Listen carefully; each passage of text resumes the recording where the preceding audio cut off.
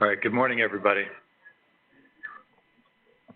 Thanks for being here. My name is Mark DeFazio. I'm the current president of the medical staff here at Children's. I hope that everybody's enjoying Doctors Week, and this is an important aspect of Doctors Week as we celebrate wellness and well-being. So. And who starts off grand rounds with Grateful Dead? Did everybody hear that? That was pretty good. Do all the trainees know who the Grateful Dead are? Yeah. Okay. So, all right.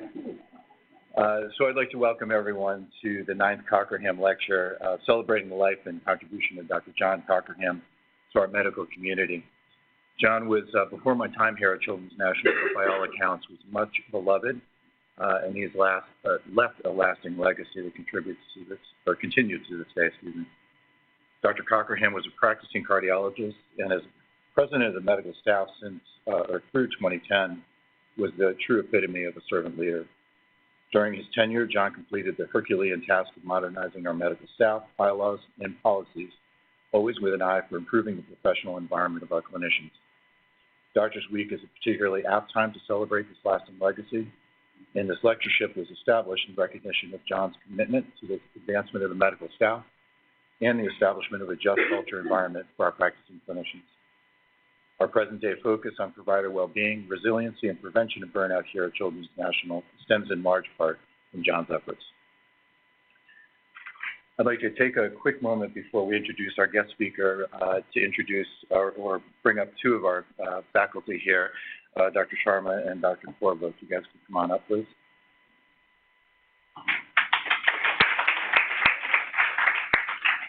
So hopefully everybody knows these guys, and you will be getting to know them better. These two are the current co-chairs of our newly established Physician Wellbeing Committee, and over the last year have done an amazing amount of work on our behalf, basically getting this committee up and running, developing priorities, and putting together Doctors Week, importantly, but also much beyond that, looking to sort of cement these gains on the part of the medical staff. So they've done some incredible work.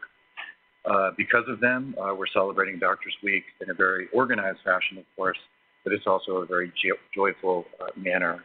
And anybody who's participating in some of the games that were happening in the atrium yesterday with the physicians and the patients recognized that joyful manner. So again, a new vibe, which was very much appreciated.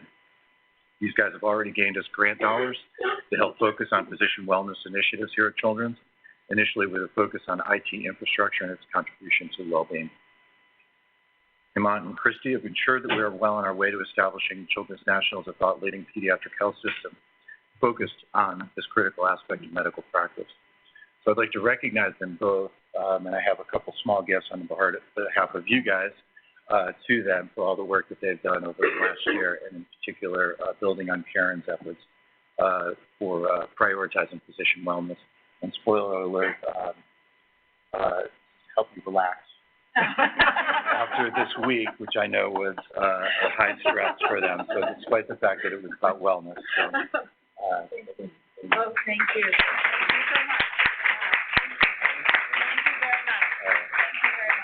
So I'm going to let these two introduce our wonderful guest speaker, Dr. Kirschner. Thank you. Thank you. Well done. All right. All right. Good morning, everyone, and happy Doctors Week. We are delighted that this is our second Doctors Week. So back in the day, there was Doctors Day. Last year was our first inaugural Doctors Week, and this is our second one. And in planning this week, it could not have been possible without contributions from many throughout the entire institution. We want to particularly recognize the members of the Provider Wellbeing Committee, as well as our program manager, Gitanjali Prasad. We also would like to appreciate and thank our leadership, our Provider Wellbeing leadership, including Dr. DeFazio, Smith, Dr. Shah, and Dr. Wessel. And there are some folks in the organization who actually sponsor different aspects of this week, including occupational health and well-being. Ayana Bennett, who is our wellness coordinator, sponsored the massages for docs, as well as the meals for meals and meditation. Clinical support services and the patient experience team, Martha Para. Martha, thank you for providing coffee and snacks in the atrium. and our nursing and administrative colleagues throughout various units at Children's National have been doing impromptu events for the docs throughout the week, and we just want to express our appreciation to our nursing colleagues in particular. We've also had partners including Seacrest Studios, the hospital chaplains who've been doing Blessing of the Hands in the morning, Brian Jacobs and the Bear Institute, PR and marketing who are doing some doctor spotlights throughout the week, and the Art of Living Foundation who is sponsoring our Meals and Meditation initiative, not only during Doctors Week, but on a monthly basis. And just to highlight the activities that are still left on our docket for the rest of the week, we're intentionally focusing these efforts. So resilience, right? We have Meals and Meditation. Who's been able to come to Meals and Meditation once? Twice. Fantastic. There's another session on Friday, so please be present. One of our NICU parents, Christopher Smythe Macaulay, will actually be leading the guided meditation. So please try to come to that if you can. We're looking at practice efficiency. So every time at noontime, our colleagues in the Bear Institute are there ready to help us try to be more efficient with our use of the electronic medical records and technology here at Children's National. So please stop by. They're there waiting to help us, which is amazing. And then, of course, to continue our culture, how we become a well-being organization, focusing not only on the physicians, but all members of this great place where we work. We really want to emphasize that culture of appreciation, trust, community, having a voice and input. I think what we can say over the past year, we've been able to have that voice and input on your behalf, and hopefully you feel free that you've been able to have that voice and input through us or to the leaders who make themselves available for that input directly from yourselves. And what better way to talk about culture is to introduce our guest, Dr. Shapiro, who really will bring it home for us to try to celebrate and recognize the importance of culture here at Children's National. So we're so excited and grateful to have Dr. Shapiro, who is a nationally and internationally recognized expert in clinician well-being, peer support, and professionalism, here with us for this very special Cockerham lecture and for an interactive discussion after the lecture. Dr. Shapiro is a surgeon in the Department of Surgery at the Brigham and Women's Hospital in Boston and an associate professor of otolaryngology at Harvard Medical School. So Dr. Shapiro launched and directed the Brigham and Women's Center for Professionalism and Peer Support from 2008 to 2019. She supported, collaborated with multiple institutions, both nationally and internationally, to enhance clinician wellness by supporting teamwork and respect, all aimed towards mitigating clinician burnout. She serves on the Ethics and Professionalism Committee of the American Board of Medical Specialties and recently completed her term as that committee's chairperson. As a clinician leader, Dr. Shapiro served as the chief of the Division of Otolaryngology at Brigham and Women from 1999 through March of 2016. She continues to maintain a surgical practice in the division, specializing in oropharyngeal dysfunction, swallowing dysfunctions. She is chosen as a Schwartz Center Compassionate Caregiver of the Year Award finalist. Dr. Shapiro is also committed to global health medical education and training. She was appointed honorary professor of professional behavior and peer support in medicine through the academic track at Groningen University Medical Center in the Netherlands. She also serves as a visiting professor and otolaryngology residency program advisor for Mbarara University of Science and Technology in Uganda. She was also a member of the Israeli Commission for Higher Education International Committee for the Evaluation of Medical Schools in Israel. Dr. Shapiro received her BA from Cornell University and her MD from GW, and she then went on to complete her general surgery training at UC San Diego and then UCLA, and otolaryngology training at Harvard, followed by a year at NIH in swallowing physiology. She's been a faculty member in the Department of Surgery at the Brigham since 1987, and she is married to an internist, and they have 3 children. So please join us in welcoming Dr. Shapiro to Children's National.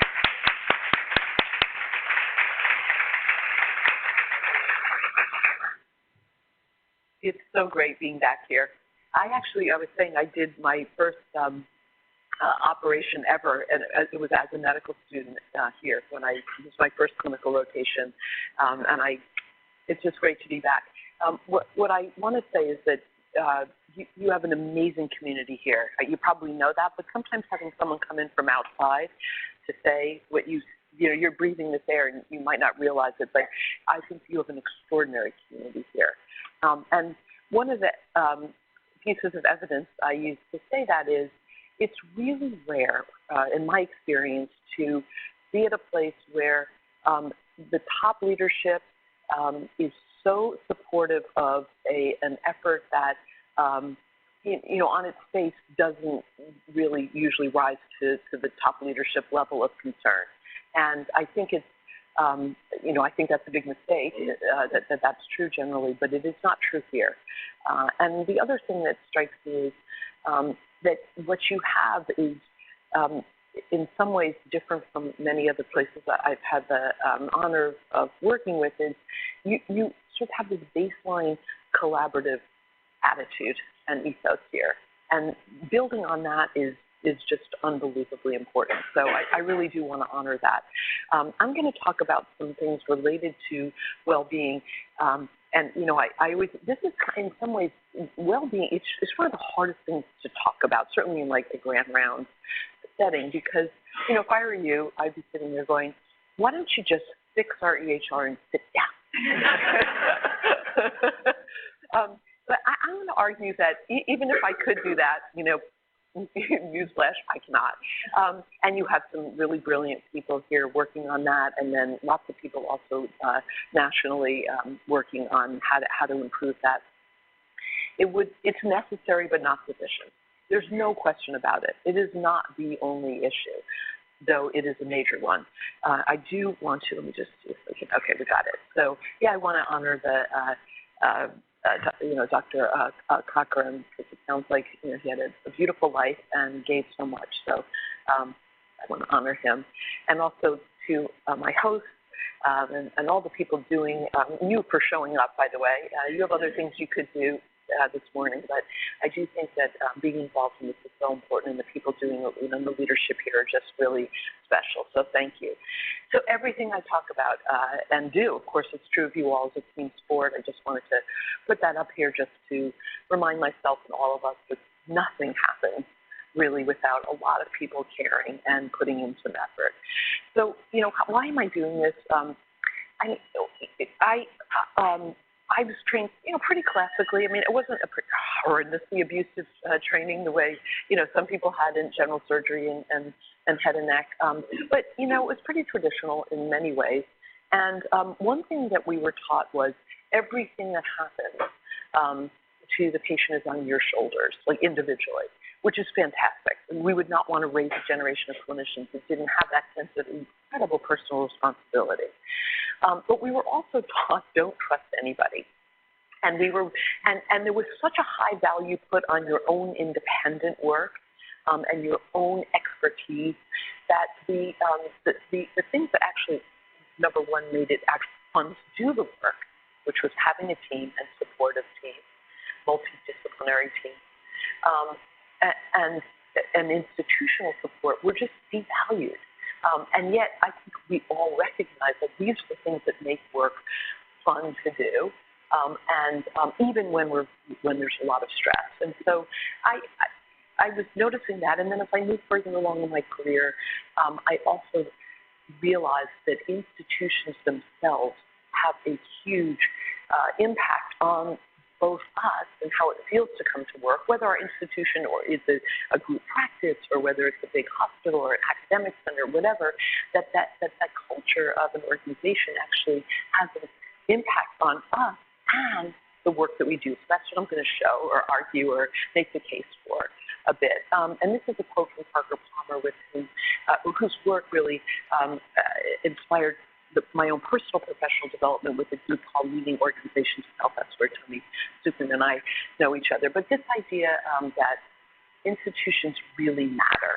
And, when I was training, none of us even thought of ourselves as part of an institution. You were sort of like, maybe you thought of yourself, you're certainly an independent practitioner, but also part of the team. But not that there was something beyond you that had some kind of importance to your life. And I think he says it always very beautifully. It's our responsibility to think of, are we welcoming human heart, or are we actually breaking it? So this is a quote from William James. which I think is really true, and I want us to keep that in mind as we think about well-being and all the decisions that are made about how our work is going to happen, how they affect us. But I think this is really important to keep in mind. So we talk about culture. Everybody talks about culture. And I just want to ask you, have you ever been in an organization or heard of an organization, institution, where there was a manual of culture? Like, no, not a policy, not a mission statement, not a code of conduct, but it's like, oh, this is how we do it here. Or this is how hematology does it, but surgery is totally different. Never. Culture's just never written down. So good news, right? Culture is changeable, and you don't have to take a vote. You don't have to have a committee. You don't have to have a bylaws change. We can decide we're going to do more of what supports a good culture and less of what is creating more of a toxic culture. So I say that, but then also we have to figure out, okay, then what is culture? If it's so important, and just to back up, you probably also heard the phrase culture eats strategy for lunch every day.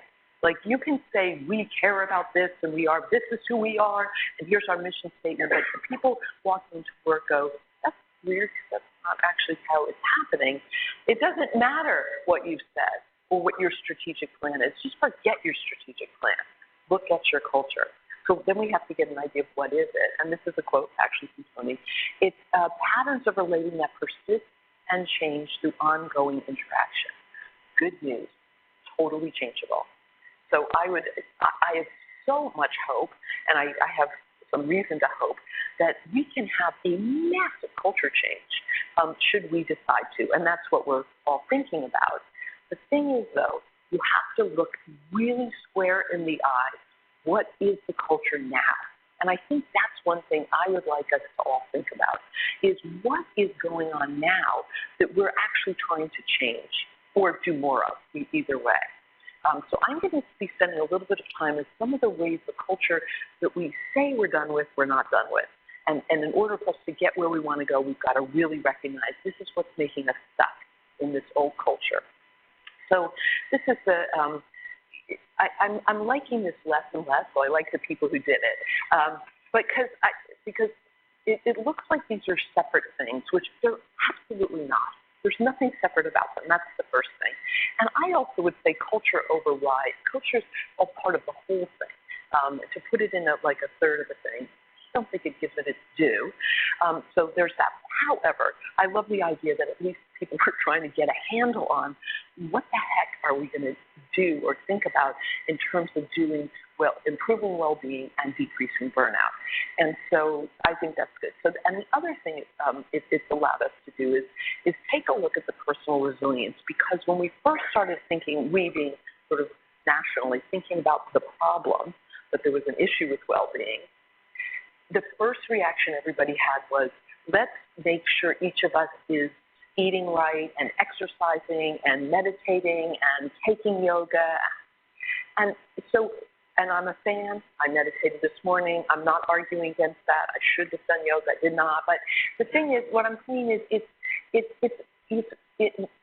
important to do that, and it's also not fair to make someone deep freeze to a bad system. It's just not fair. It's just like, any big problem we're dealing with, there are systemic issues. And that's our job, to look at those two. It's not either or. It's yes and. And I will also say that, for example, the program I'm going to give you, I'm going to talk a bit about, as one of the ways to get at well-being, certainly is a combination of personal resilience and the culture of wellness. I won't really be talking much about the efficiency of practice. Again, it's not my expertise, although I feel it's incredibly important. But that's not what I'm going to talk mostly about. I wanted just to put this up. Okay, I want to say that pretty much all the time we are always in a values conflict situation that we're trying to balance. So we've got production pressure. Okay, let me just land. I have a mini rant, and I'll get it over with. Okay, and we were talking about it last night at dinner. I just believe that I don't care how official, right, and the fantastic the EHR becomes, and all the other good things, if you make me or you see too many patients in too little time, you're not going to be happy and your patients aren't going to get good care. There's just a limit. And I don't think we've looked at what is that limit and are we already exceeding it? And I think we have to be really careful about that. Now that said, so we say what's the most important thing of any hospital, any system that's taking care of patients would be like safety and quality for patient care, right? That's our thing. That's all we focus on. But no, not really.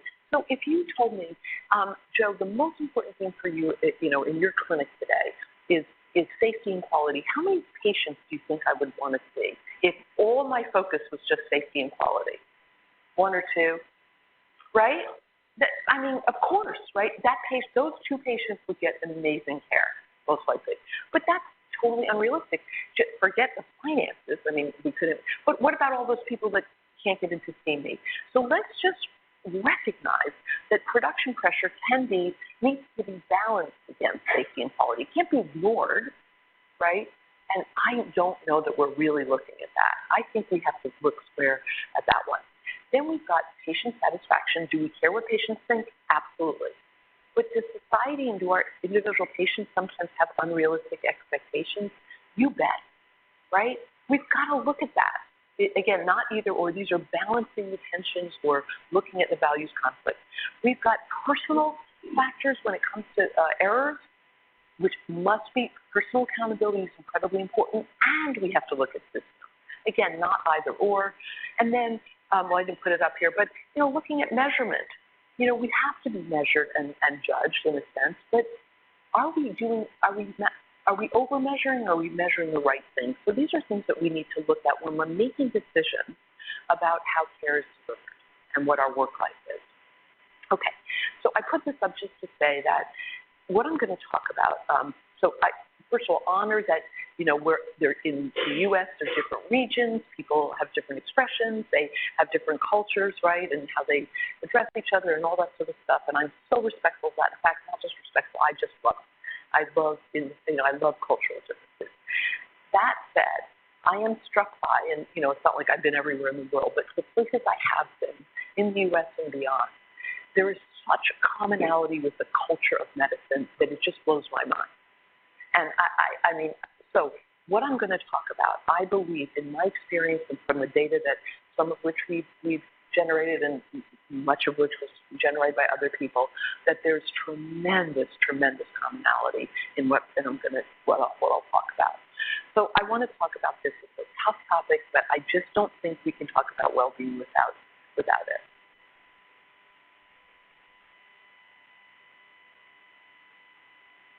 That was not a very gentle transition.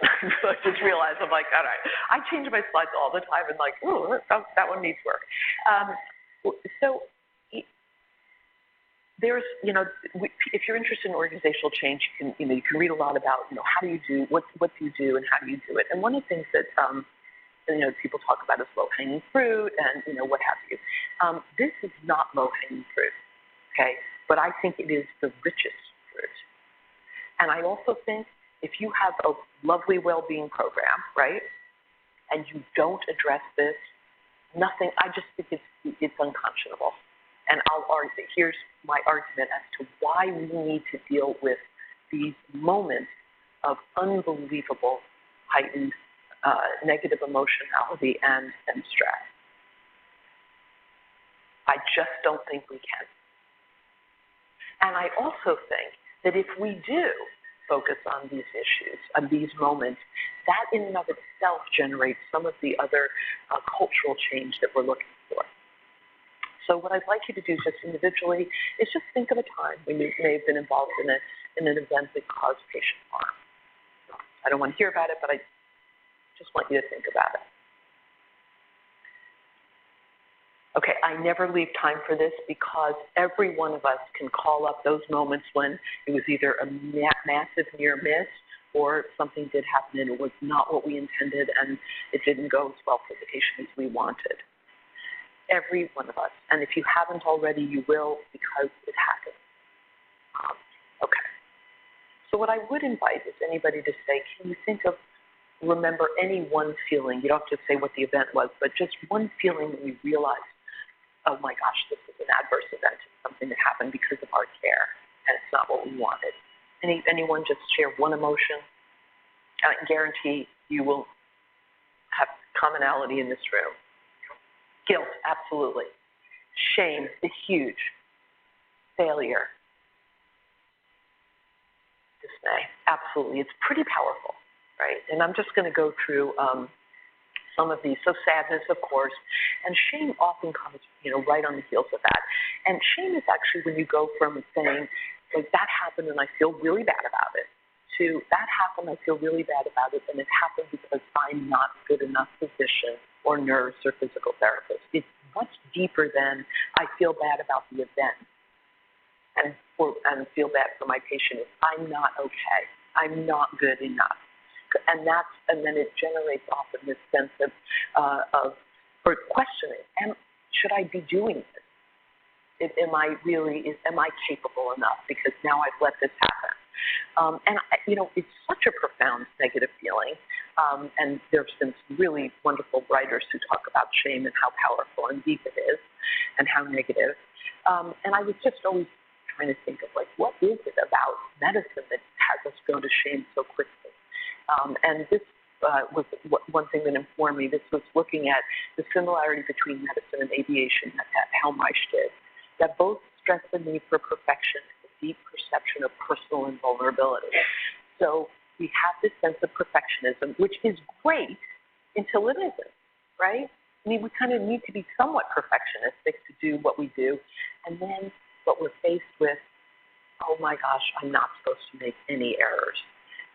And I think that's a huge cognitive and emotional dissonance when we're faced with our humanness. And I have extremely bad news for you, and all of you in patient safety know this. You cannot eliminate human error from any enterprise. We are not going to keep patients from harm by eliminating human error. Why? Because it's impossible. We are wired to make errors. So does that mean I'm like, hey, you paid your money, you take your chances, you come in the hospital and we can kill you? It's not our fault. We're human. No. We should do everything we can to get to no harm, but it will not be from eliminating human error. It will be from doing everything we can personally to decrease the chance that we will make an error, and making sure the system is set up so that they're not putting us in a condition that increases our chance of making an error, and setting up the system so when we do make an error, it doesn't reach the patient. That is really different from what we were taught, which is that you are responsible for perfect care. Don't make mistakes. What a culture. It's impossible. And I think physicians in particular are enculturated to, put our heads down and get our work done. Just do your job, like the Pats. Did I get some love for the Pats? Probably not. Oh, good. Yeah, it's Pats. Do your job. And so if something happens, right, and you start to feel bad about it, that's not supposed to happen. Also, it's not supposed to hurt. It just isn't supposed to hurt. We went into this, and we're strong, and we need to be able to deal with tragedy and all that stuff, but it does hurt sometimes, a lot, right? And then usually we're the fixers. We're the ones people are coming to us with a problem, and we're making it better, and now we've caused a problem. That is just, there's nothing about our training that really prepares us because this is the milieu in which we're trained. And this isn't bad. It's good until it isn't. So I think also fear comes up. So when we realize, oh my gosh, I've made an error or potentially made one, what are we afraid of? Yep, I could get sued. What else? Reputation. We, of course, care what our colleagues think of us. Will they still refer patients to me? Will they trust me, right? Absolutely. There's a lot of reasons to be afraid. And because we are actually pretty judgy with each other.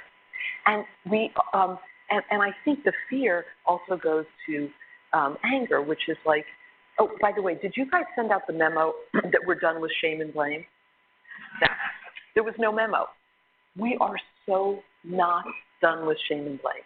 We're not done with shame and blame, okay? And I will admit, and I'm pretty highly trained in the patient safety realm, so that I shouldn't feel this way, but I know that occasionally when I hear my colleague has made an error, my inner first thought is like, oh my gosh, why did he do that? I would not have done that. But then you have to stop yourself and say, of course, he's smart and caring and committed. There was a reason he did that. And I might have made that same error, or I might make it in 2 weeks from now unless we learn about it. So it's a human thing to try to distance ourselves from bad things that that happen to other people, if you will. And also our society tends to be very shame and blame. I mean, what's the litigation system? Do you think they're like into systems improvement? Not so much. It's they don't sue the system. They sue you, me, etc. So we're built sort of on a culture of shame and blame. And it's not just a medicine at all, right? We want to find the person who made the error, and what we would call the sharp end of the arrow, because it makes us feel better. Let's punish that person, and then we can feel like it's going to be okay. And in system science, human factors research, it is not going to be okay. Because, by the way, if shame and blame worked to make the system safer, I would be like a super fan. All right, go, fine, shame and blame, But it doesn't work. Now, why doesn't shame and blame work? Why do we have to get rid of it? Why has it been a failure, even though it's been the way we've done things forever? Why doesn't it work?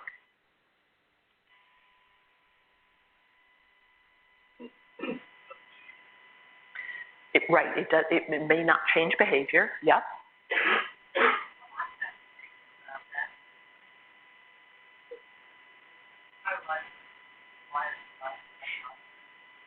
Okay, exactly. So psychological safety means people are free to talk about errors and understand them and learn from them.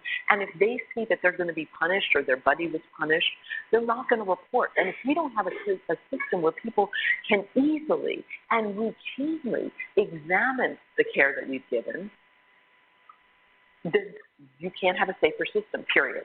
So it shuts down reporting, right? And it can actually, with the person who's shamed and blamed, it can actually decrease future performance. And then to one of your points, it also doesn't look at systems, right? So that it doesn't work. In fact, it's actually destructive. So the other thing is, some people talk about after how do you get resilience after being involved in a medical error.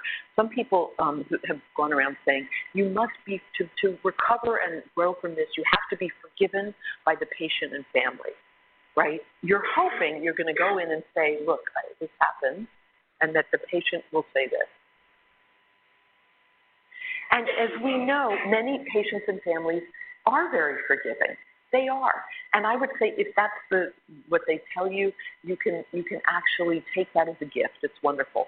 But it's not their job to take care of us. And if they don't do this, my thing is get your loving elsewhere, okay? It's not the patient and family's responsibility. Again, we have this fantasy that we're done with shame and blame, but actually we're not. So this is just a study that came out last year. The year before, actually. Now, this is unconscious bias, but what it is it's unconscious bias of colleagues punishing a certain, women surgeons for something that they're not punishing male surgeons for. It's, again, we do this because we're not aware of it. So I'm about let's look at this, let's look at how we react, and then we can change it. And then we've got these systems, and I put up some of the ones also in Europe and beyond, where there are external regulatory bodies that look at what happened, and it isn't necessarily in a fair way. Sometimes it is, but not necessarily. And this is terrifying for us, okay? Because it's public shame and blame. Okay, so all of this can lead to feeling isolated. And since we're mammals and we're highly social, being isolated causes acute and chronic stress, period. It just does. And so that is a state that most of us are left in after these moments, and it's unacceptable.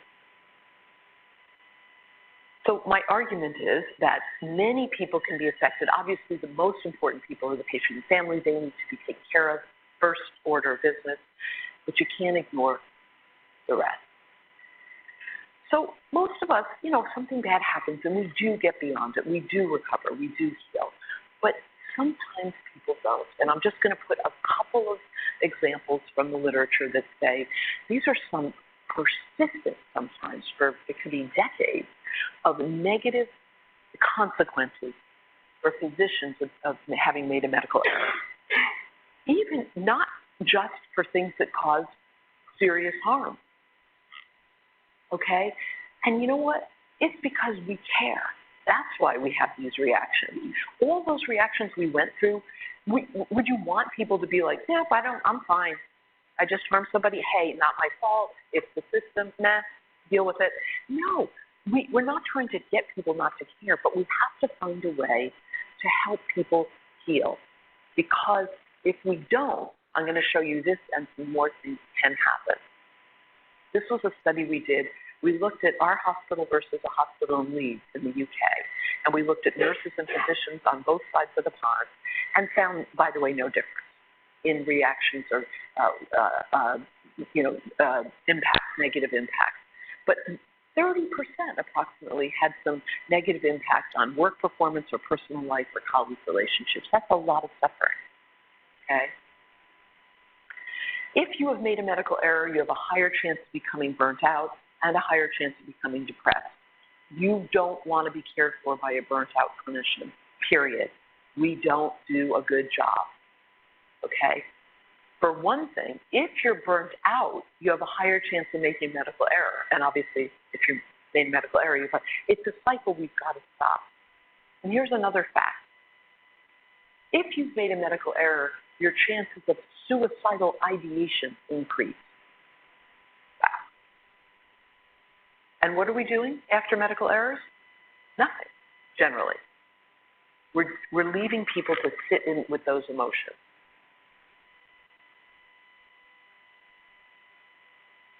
Every single day in the U.S., a physician dies by suicide.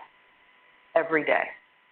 Now, I'm not saying that physician suicide is solely tied to error. It is not. But it is a risk factor, no question about it, right? This is urgent for us to take care of. We cannot let this go on. We just can't. And again, just like well-being, there's no one thing that's going to make this better, but we better just be doing everything we can. Everything we can. So I think it's important to say, okay, then what are the things that actually help physicians and other healthcare professionals become resilient? And by the way, resilience in this context, resilience means growth and recovery after trauma. Okay, that's really what resilience is. The trauma we can't prevent. Many of the things that we see, and it's not just errors, we can see awful things happen to babies. You know that, right? These are traumatic to people who care, and that's us. And so we have to think about how do you grow from that and not be crushed by it, right? And still remain open and vulnerable to emotional experiences. So you have to look at what are the factors. And one of the things, and this was a study that we did, we asked about a lot of emotional stressors. I'm just showing you one thing that we learned, which was in this particular question, we said, if you were involved in a medical error, where would you want to get support? And 88% wanted to talk to a physician colleague. We have wonderful mental health professionals, fantastic employee assistance programs. That's not by the majority where people want to go. They want to talk to a colleague in these moments. Okay, right? I was also involved in a study where we looked at resilience after medical error, and this was again focused on physicians. Again, it's not solely a physician problem, but it certainly is a physician problem. And what were the things that correlated with people who actually, the physicians who actually did learn and grow and become resilient? One was talking about it with colleagues. Okay, there were others too that we need to pay attention to. So we decided, okay, look, let's do group peer support. So that's how we started. And we basically still have this. If there's an event that happens, let's say in the ED or in the ICU, that we think a whole team has been exposed to, multidisciplinary team, we will offer a facilitated group peer support. And they're wonderful. I mean, I feel so honored when I've been part of them. And what we noticed was in those multidisciplinary settings, physicians didn't, especially attending physicians, didn't show up with any vulnerability. They showed up with kind of holding the team together. You did a great job. You know, I'm so proud of all of you. It's okay. And not saying, I can't sleep. Like, I'm even wondering, should I continue this work? Not in that setting. We also noticed that there were some events that were very individual, where there was an individual at the sharp end of an error. Like, let's say a nurse hooked the wrong IV up to the wrong port, and the patient got, or the wrong, tubing, got a dose of the medication in the wrong body cavity and a bad outcome, right? That's not amenable to group peer support. That nurse needs peer support. Even though we understand that there are all these systems that led up to it, that person is going to be the one who's really needs the peer support. So and then we looked at what are the barriers to teaching support, and again, this was physicians. Tons of barriers, tons. Stigma. Remember, okay, first, especially when we're talking about an error, I've made an error. That's just embarrassing and I'm ashamed. I wish nobody knew about it, right? And I'm hurting, and I'm not supposed to hurt. I'm supposed to be strong, put your head down, get your work done, this shouldn't hurt. So for somebody to then say, I need peer support, big barrier. But anyway, we decided, okay, we're gonna have one-on-one peer support available. So we trained almost 50 non-mental health practitioner clinicians to become peer supporters, right? How many people reached out to us for peer support, do you think? Yes, zero. Well, if we look back at this, well, no surprise. I said I felt like it was a party we were all dressed up for and nobody showed up. Like, we're here. We're going to help you. But, of course, that doesn't work. Not in the cultural milieu in which we live, which is you don't do that. You don't ask for help. Okay, physicians don't. And that, of course, speaks to when we have mental health problems, we don't. When we're in distress, we don't. Because our culture tells us that's weak and wrong, and we don't, or self-care is selfish. We've been taught that. I mean, that's changing, obviously, but it doesn't change overnight. And again, there's no memo to send out. This is going to be work that we do so that in every, aspect of what we do, we recognize the humanity of those of us giving the care. Now, I don't think that we're all going to feel good all the time at work, or that there aren't going to be stressful moments, or that we don't need to buck up and put other people first. Yes, of course we do. I don't want to say, like, in the middle of a code, you should be like, I feel too stressed to do this. Like, this is not good for my well-being. No.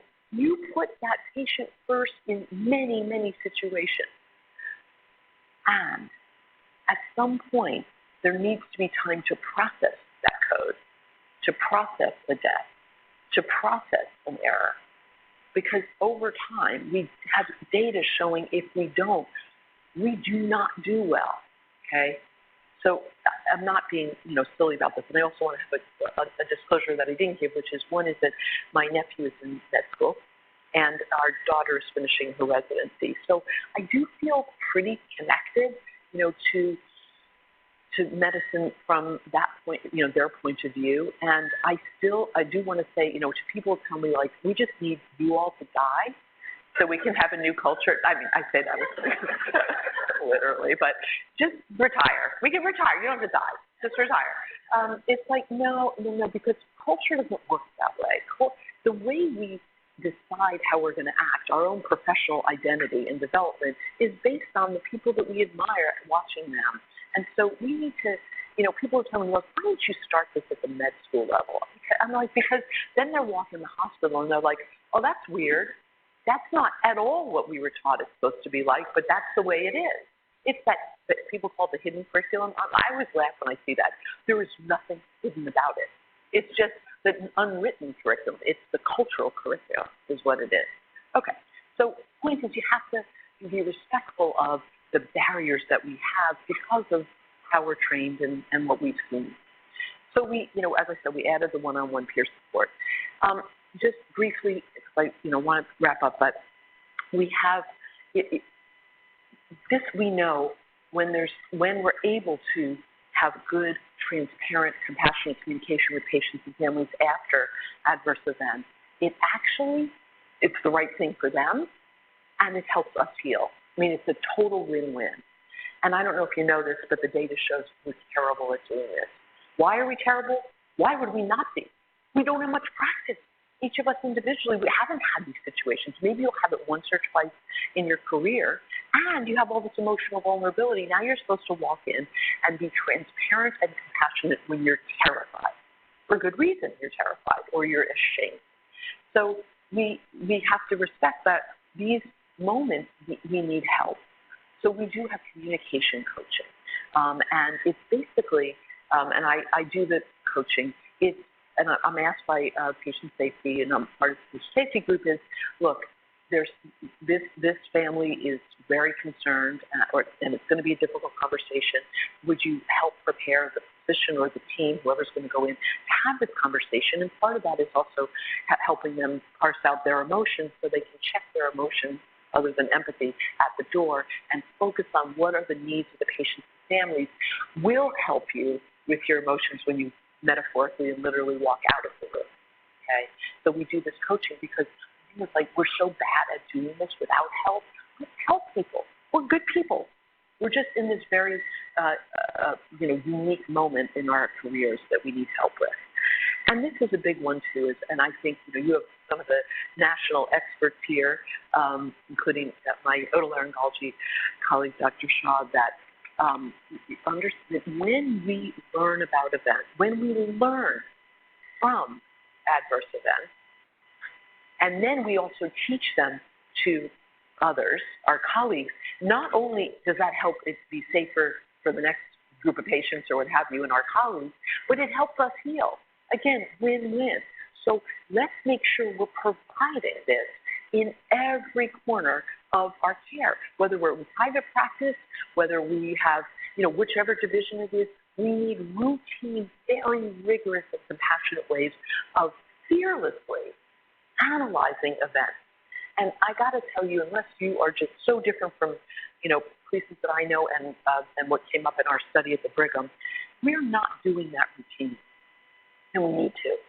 And it can't be the old-fashioned M&M, which was shame and blame, or the new-fashioned sort of systems like, oh, that's an interesting problem and that's a systems issue. It's got to be that personal accountability and systems issues in the setting of a learning mindset, right? That we feel safe talking about this. In fact, if you've ever been to a really good M&M and you've been the person who's had, the error that's being discussed, it feels good because you get this fantastic opinions and wisdom from your colleagues to say, hey, that happened to me, or, I'm wondering maybe you could have tried this. And it feels good to learn because then you've made something from it, right? You've made sense of it and you can help make sure it doesn't happen again. And this is my idea of how we should, anytime we do an event analysis, we should say, knowing what we know now, would we do anything different next time? Sometimes no, there isn't anything. What would we repeat that went well? How about that? Do we actually honor what went well so we can do more of that? Did we actually make an error? Because that tells us whether we need an apology versus just an expression of empathy. And then if we're looking at litigation or like prevention of litigation, if you will, we have to answer the question, was the care unreasonable? Which usually it isn't, but on occasion it is. Okay, so when else should peer support be offered for? I believe one is adverse events, which are things that happen that aren't a result of the patient's this disease, a result of our care, but sometimes they're not an error. right? Someone comes in, develops an allergy to medication, has a terrible reaction. That's an adverse event, but it's not an error. But those things could feel traumatic to clinicians. Communication, as I said, with patients after adverse events, end of life care, right? Board of registration complaints, that's traumatic. Litigation, obviously, chronic stress. We did do a fair amount of peer support when we started EPIC. It was really stressful. People were just really, really very stressed. We've had more patient aggression. Some of it physical, but most of it verbal, and some of it microaggression, some not so micro. Very stressful, very demeaning. We're used to being trusted and valued, and not always happening. Care of trauma victims. We provided peer support for all of the people who were involved in the care of the Boston Marathon bombing victims. Not because, care was great at all the Boston hospitals, but it was traumatic to see. So we just assumed maybe people would want to talk about it. We didn't force anybody to, but we provided peer support. And one of the ones I ran was with all the orthopedic residents, and they wanted it without the attending. They were traumatized, even though they did great things. They were traumatized, and they needed a debrief in that sense. Global crisis relief work. You're supposed to go to Haiti after an earthquake. You see awful things, and then come back and go just scatter to the winds, and business as usual. That's crazy, right? Not that everybody needs this, but everyone should be given the opportunity, sometimes in a group, sometimes with one-on-one. So I believe that all of this is this idea of moving the culture from shame and blame to a just culture, a safety culture, where we feel psychologically safe. Going from, well, I did this, I should never make an error because I should be well trained and I should be really perfect, saying that's kind of impossible because of human factors. Doesn't mean you couldn't learn from this and you shouldn't be accountable, but that expectation is just unreasonable. Going from the expectation of this shouldn't hurt because it's part of my job to sometimes it hurts. Sometimes it does hurt. This idea that we're alone because that's how many of us feel, to you're part of a community. Even doing a peer support outreach, even if the person says I'm okay, they almost always say, thank you for having a program like this because it's just good to know people care. They just think we're there for you. We're not going to turn away. And then I think this is huge, and I think, if you guys are getting massages, I'm on board. I'm coming here. Self-care isn't selfish, actually. Now, it doesn't mean you're going to have massages every day, although it's an awesome idea. It means, on the long, for the long haul, you do need to watch your personal resilience practices, and sometimes, give yourself some space to heal or to recharge or what have you. Because not doing so, we have so much data showing what happens when we're not attending at some point and in some kind of way to our own needs, emotional or physical needs. Because we're human. And also, it's what we need. You can't give what you don't have, right? If we want to be there for other people, we have to take care of ourselves. But guess what? Even if it wasn't affecting patient care, which we know it does, we deserve it. You deserve it. You deserve this, right? That's what I think we need to know.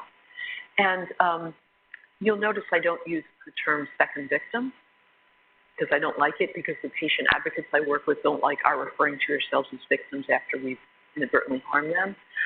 And I love this quote. It has nothing to do with medicine, but also for Parker Palmer, that, victimhood is sort of a very passive stance, and it's passive about me. Don't like the passive thing. It's, we can do this together. We really can. And if you'll just indulge me, I'm just going to read a poem that has nothing to do with medicine, but I love it. I think it really speaks to, and I do want to end on this, the unbelievable work that your leaders and you all have done on creating community here. It's foundational, and everything's going to be and is built on that. That you're part of something bigger than yourselves that can help surround each other with care and with compassion. So it's called Shoulders by Naomi Shihab Nye. A man crosses the street in rain, stepping gently, looking 2 times north and south because his son is asleep on his shoulder. No car must splash him, No car drives too near to his shadow. This man carries the world's most sensitive cargo, but he's not marked. Nowhere does his jacket say fragile, handle with care. His ear fills up with breathing. He hears the hum of a boy's dream deep inside him. We're not going to be able to live in this world if we're not willing to do what he's doing with one another. The road will only be wide. The rain will never stop falling. So I just want to honor all that care that you are doing for each other, and the idea that you're looking at your culture, you're looking at what's working and what needs to be changed, and you're doing something about it. It's just a complete honor to partner with you and really just to be in your presence.